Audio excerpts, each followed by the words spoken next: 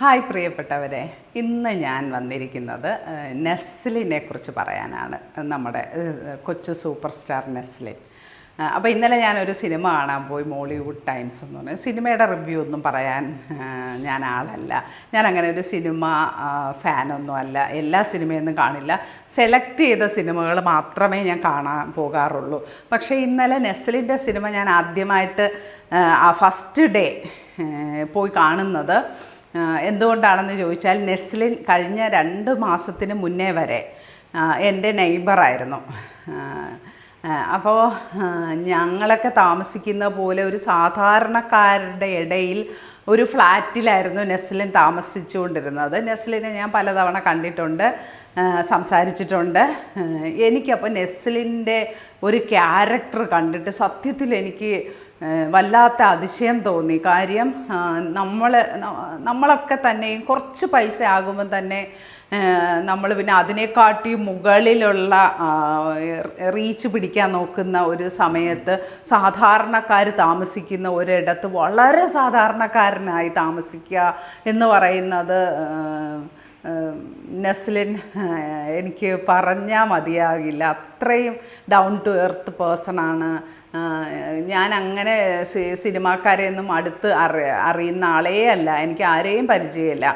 അപ്പോൾ വളരെ അടുത്ത്, നമ്മളുടെ വീട്ടിൻ്റെ തൊട്ടടുത്ത് നെസ്ലിൻ, അത് ലോക സിനിമയൊക്കെ അഭിനയിച്ച് കഴിഞ്ഞതിന് ശേഷം, ലോക സിനിമയൊക്കെ അഭിനയിച്ച് കഴിഞ്ഞതിന് ശേഷം ഒക്കെ അവിടെയായിരുന്നു താമസിച്ചുകൊണ്ടിരുന്നത്. അത് സ്വിഗ്ഗി സൊമാറ്റോയൊക്കെ വന്നാൽ അവരൊക്കെ സെൽഫി എടുക്കും, ഞങ്ങളൊക്കെ കാണുന്ന സമയത്തൊക്കെ സെൽഫി എടുക്കും. എല്ലാത്തിനും നിന്ന് തരികയും ഒരു ബുദ്ധിമുട്ടോ ഒരു വിഷമോ പറയാതെ എല്ലാത്തിനും നിന്ന് തരികയൊക്കെ ചെയ്യും. വീട്ടിൽ നിൽക്കുന്ന വേഷമൊക്കെ നമ്മളൊരു സാധാരണക്കാരൻ നിൽക്കുന്ന പോലെ. അത് ചിലപ്പോൾ എല്ലാ സൂപ്പർ സ്റ്റാറും അങ്ങനെയൊക്കെ ആയിരിക്കാം, നമ്മൾ അടുത്ത് അറിയുന്നില്ലല്ലോ. അപ്പം ഞാൻ എന്തുകൊണ്ട് ഇത് പറയുന്നു എന്ന് ചോദിച്ചു കഴിഞ്ഞാൽ, നമ്മൾ കുറച്ച് സാമ്പത്തികമൊക്കെ ആയി കഴിയുമ്പോൾ ഒരു കടബാധ്യതയിൽ നിന്നൊക്കെ രക്ഷപ്പെട്ട് വരുന്നവർ വീണ്ടും കടബാധ്യതയിലേക്ക് കൂപ്പുകുത്തുന്നതായിട്ട് ഒത്തിരി പേര് എനിക്ക് ഇങ്ങനെ മെസ്സേജ് അയക്കുമ്പോൾ, ഇപ്പോൾ ഞാൻ ലൈഫ് ഡിസൈൻ്റെ ക്ലാസ് തുടങ്ങിയതിന് ശേഷം എനിക്ക് ഒരുപാട് പേരുടെ അനുഭവങ്ങൾ എനിക്കറിയാൻ സാധിക്കുന്നുണ്ട്. അതെനിക്ക് വളരെ ഇഷ്ടമുള്ള ഒരു കാര്യമാണ്. അവരുടെ അനുഭവങ്ങളിലൂടെ നമ്മൾ ഇറങ്ങിച്ചെല്ലുക, എക്സ്പീരിയൻസ് ഒക്കെ പഠിക്കുക എന്ന് പറയുന്നത്.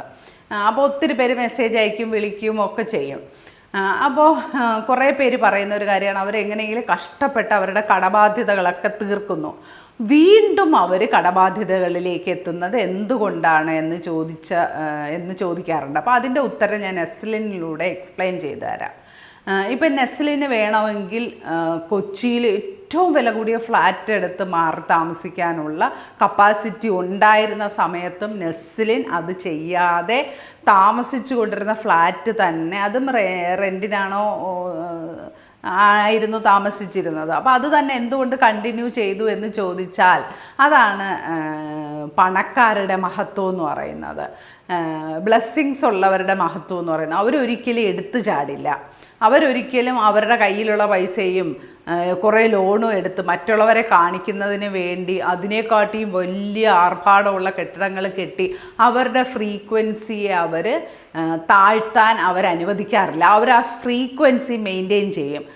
നെസ്ലിൻ ചെയ്തിരിക്കുന്നത്, നെസ്ലിൻ്റെ ഫ്രീക്വൻസിയെ മെയിൻറ്റെയിൻ ചെയ്യുന്നത് വരെ നെസ്ലിൻ അത് വെയിറ്റ് ചെയ്തു.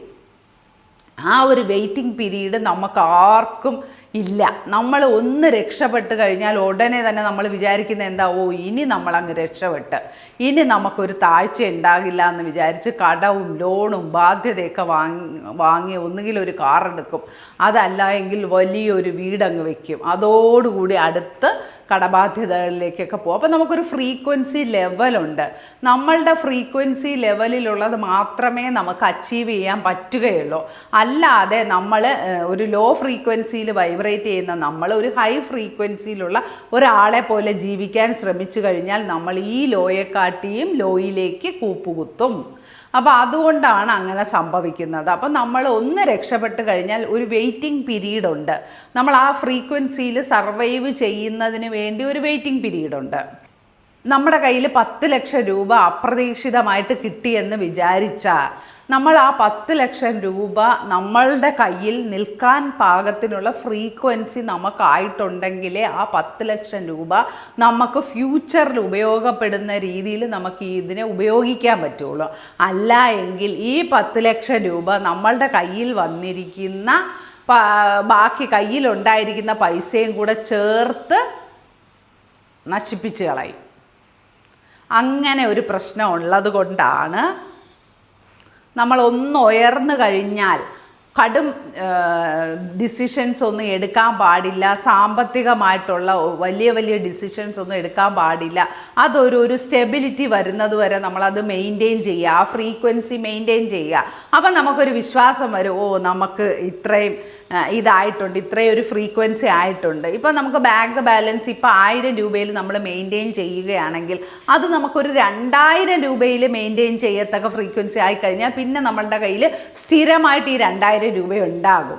അതല്ല നമ്മൾ ഉടനെ വിചാരിക്കുകയാണ് ഒരു 15,000 രൂപ, 20,000 രൂപ, 30,000 രൂപ ബാങ്ക് ബാലൻസ് ആയിട്ട് നിലനിർത്താം എപ്പോഴും എന്ന് വിചാരിക്കുകയാണെങ്കിൽ ഉടനെ തന്നെ നമ്മളുടെ ഈ 30,000 ചിലവാകും, നമ്മളുടെ കൈവശമുള്ള പൈസയും കൂടി ചിലവാകുന്ന തരത്തിൽ എന്തെങ്കിലും ബാധ്യതകൾ നമ്മളെ തേടി വരാനിടയുണ്ട്. അപ്പോൾ അതുകൊണ്ട് ഒരിക്കലും നമ്മൾ എടുത്തുചാട്ടം ചെയ്യരുത്. അതൊക്കെ നമ്മൾ വലിയ വലിയ ആൾക്കാരെ കണ്ട് പഠിക്കണം.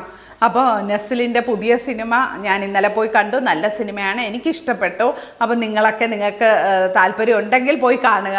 ഞാൻ സിനിമ റിവ്യൂ പറയാനൊന്നും എടുത്ത ഒരു വീഡിയോ അല്ല. പക്ഷെ നെസ്ലിനെ കണ്ടപ്പോൾ ഈ ഒരു കാര്യം പറയണം. എന്തുകൊണ്ടാണ് നെസ്ലിനെ പോലുള്ളവരൊക്കെ ഇത്രയും മികച്ച നേട്ടങ്ങൾ കൈവരിക്കുന്നതെന്നുള്ളതിനുള്ള ഉത്തരം നെസ്ലിൻ്റെ അത്രയും ഡൗൺ ടു എർത്ത് ക്യാരക്ടറാണ്. ഇങ്ങനെ ഒരാളെ ഞാൻ എൻ്റെ ലൈഫിൽ കണ്ടിട്ടില്ല കേട്ടോ.